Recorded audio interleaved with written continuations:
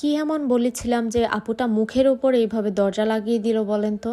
কিছু কিছু জিনিস সত্যি কথা বলতে অনেক বেশি কষ্ট লাগে। এই বেকিং লাইফে না আসলে বা এরকম মানুষের সাথে পরিচয় না হলে বুঝতেই পারতাম না যে মানুষ এমন ব্যবহারও করতে পারে। যাই হোক, ভিডিওর শুরুতেই বলে নিই, আজকের এই কেকটার সাথে মানে এই কেকটা যে আপুটা নিয়েছেন তার সাথে আমার বলা এই ঘটনার কিন্তু কোনো মিল নেই। আজকে এখানে আমি একটা ফ্লাওয়ার বাকেট থিম করছি, আর সেটার জন্য প্রথমে আমি এখানে ফুলের ঝুড়িটা বানানোর জন্য সুন্দর মতো একটা বাস্কেট নজল দিয়ে একটু ডিজাইন করতে চেয়েছিলাম, কিন্তু পরবর্তীতে আমি খেয়াল করে দেখলাম যে আমার অতটুকু পরিমাণে ক্রিম নেই, কারণ এই কেকটা কভার করতে গেলে আমার মোটামুটি অনেকটা ক্রিমের প্রয়োজন হবে এখানে বাস্কেট দিয়ে আর কি ওইরকম ঘরগুলো বানানোর জন্য। তো কি আর করব, আমার যেহেতু অত বেশি ক্রিম নেই, তাই আমি ভেবেছি যে জাস্ট এই ব্রাউন কালারটা দিয়েই আমি একটা ঝুড়ির কালার, মানে একটু বাস্কেট টাইপের কালার একটা রেখে দিব, যাতে করে একটু হলেও বোঝানো যায় যে এটা কোনো ঝুড়ি। কিন্তু প্রথমে দেখেন আমি কেকটাকে একদম সুন্দরভাবে ফিনিশিং করে ফেলেছিলাম, মানে সোজাসুজি করেই।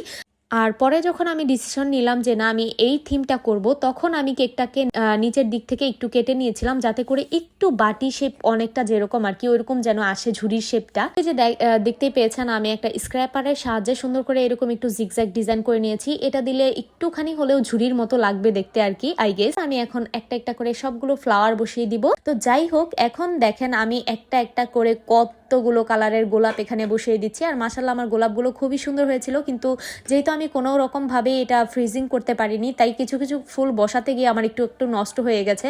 তো এখন বলি, ওই যে আপনাদের সাথে বললাম যে আপুটা মুখের উপর দরজা লাগাই দিছে কেন, তো আমি ভিডিও শেষে একটা স্ক্রিনশট শেয়ার করে দিব, সেটা আপনারা একটু দেখলেই বুঝতে পারবেন যে কেন এই কথাটা বলেছি।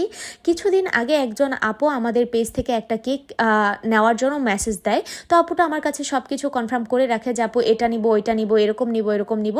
তো আপু আমাকে বলে সবকিছু ঠিকঠাক করি। আমি বলি যে আচ্ছা ঠিক আছে, আপনার যখন লাগবে আপনি আমাকে জানায়েন।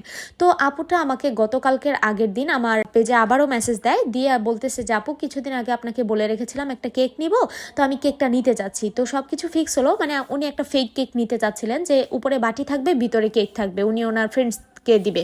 তো আপুর কেকটার মধ্যে অনেক অনেক ডিটেলস ছিল। আপুর সাথে আমার ওই আগে যে কথা হয়েছে অনেক সময় দিতে হয়েছে, তখনও আবার পরেও অনেক সময় দিয়েছি আমি। তো সুন্দরভাবে সবকিছু ফুলফিল করার পর আপুটা আসলে আমাকে বলে যে আপুর ডেলিভারি লাগবে 2 তারিখ, মানে আজকের কথা বলেছিলেন। তো প্রথমে 2 তারিখ বলে, তো আমি অনেক কষ্ট করে আসলে এত তাড়াহুড়োর মধ্যে একজনকে ম্যানেজ করি ডেলিভারিটা করার জন্য। তো পরবর্তীতে আপু আমি সবকিছু ম্যানেজ করে ফেলার পর আবার বলতেছে যে আপু আসলে সরি, আমার 3 তারিখেই লাগবে, আপনি 3 তারিখেই আমাকে দিয়েন। হ্যাঁ, তো আমি বললাম যে আচ্ছা ঠিক আছে আপু, 3 তারিখে দিব, কোনো সমস্যা নেই।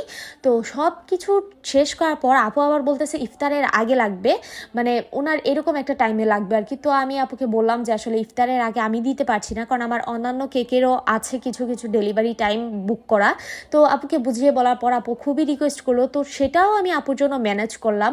সব কিছু শেষে আপুকে যখন বললাম যে আপু অ্যাডভান্সটা করবেন আপনি, তখন বললো যে ঠিক আছে, বিকাশ নাম্বার দিয়েছেন, আমি আপনাকে রাতের মধ্যে বিকাশ করে দিব, কনফার্ম করে দিব, যেহেতু তার কেকটা একদিন পরেই লাগবে। তো হাতে ওরকম সময়ও ছিল না, আর আমাকেও সব কিছু ম্যানেজ করতে হবে এদিকে।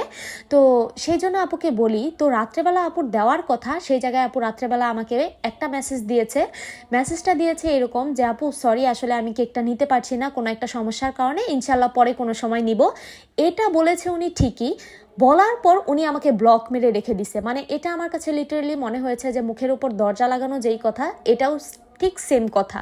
কারণ আমি আসলে বুঝলাম না যে আমি কি ওনাকে বকাঝকা করতাম নাকি ওনার সাথে খারাপ ব্যবহার করতাম। মানুষের সমস্যা হতেই পারে, হ্যাঁ, যে উনি নাই নিতে পারে, এমন তো না যে উনি অ্যাডভান্স করার পর আমি কেক বানানোর পর আমাকে না করছে, এরকমটা তো আর না। সত্যি কথা বলতে আমার এই বিষয়টা খুবই খারাপ লেগেছে যে উনি এইভাবে করে ব্লক না করে দিলেও পারত। আপনারা দয়া করে অর্ডার করার আগে একটু সিদ্ধান্তটা নিশ্চিত করে নেবেন যে আপনি শিওর কেকটা নেবেন কিনা, কারণ দেখেন প্রত্যেকটা মানুষেরই কিন্তু সময়ের অনেক মূল্য আছে, তাই না?